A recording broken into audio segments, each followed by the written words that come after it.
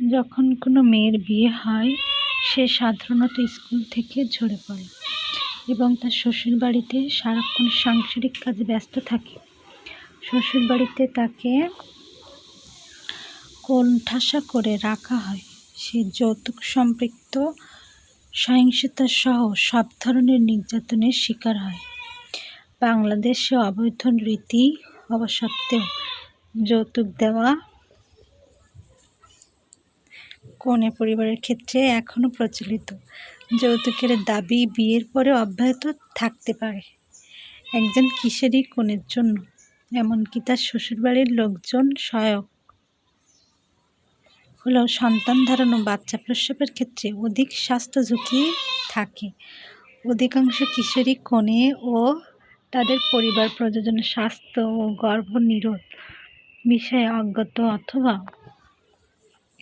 অল্প পরিমাণে জ্ঞাত থাকে। মাতৃমৃত্যুর হার কিশোরীদের ক্ষেত্রে জাতীয় হারের দ্বিগুণ। যখন কিশোরীদের বিয়ে বা কাজের কারণে স্কুল থেকে প্রত্যাহার করা হয়, তখন প্রায়ই তারা গতিময়তা, তাদের বন্ধু ও সামাজিক মর্যাদা হারিয়ে ফেলে। বয়ঃসন্ধিকালের কিশোরীদের মধ্যে গতিময়তার অভাব তাদের অর্থনৈতিক ও অনানুষ্ঠানিক শিক্ষার সুযোগকে সংকুচিত করে।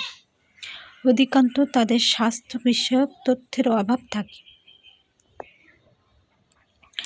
এবং গবেষণা অনুসারে 5 জন কিশোরীর মাত্র প্রায় 3 জন HIV সম্পর্কে শুনেছে। প্রতিবেদনে আরও বলা হয়েছে যে শতকরা 50 জনের বেশি কিশোরীরা অপুষ্টিতে এবং রক্ত স্বল্পতার ভুগে থাকে। বয়ঃসন্ধিকালের প্রজনন ক্ষমতাও বাংলাদেশে অনেক বেশি। মোট প্রজনন ক্ষমতার হারে বয়ঃসন্ধিকালের প্রজনন ক্ষমতার হারের অবদান 1993 সালের 20.3% থেকে 2007 সালে 24.4% পর্যন্ত বেড়েছে। অধিকাংশ নবজাতকের মৃত্যু অল্পবয়স্ক মায়েদের জন্য আরেকটি উৎকণ্ঠা। বয়ঃসন্ধিকালের কিশোরীদের অবস্থা যদিও কিছুটা ভালো, তারপরেও অনেকেই ঝুঁকিগ্রস্ত এবং তাদের নিজেদের জীবনের সিদ্ধান্ত নেওয়ার ক্ষমতা রাখে না।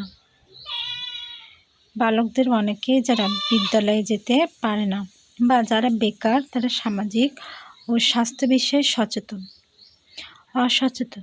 তারা অপরাধমূলক কর্মকাণ্ডে জড়িয়ে পড়ার সম্ভাব্য ঝুঁকিতে থাকে। তারা নিজেই মাদক ও মদের সংস্পর্শে জড়িয়ে পড়তে পারে।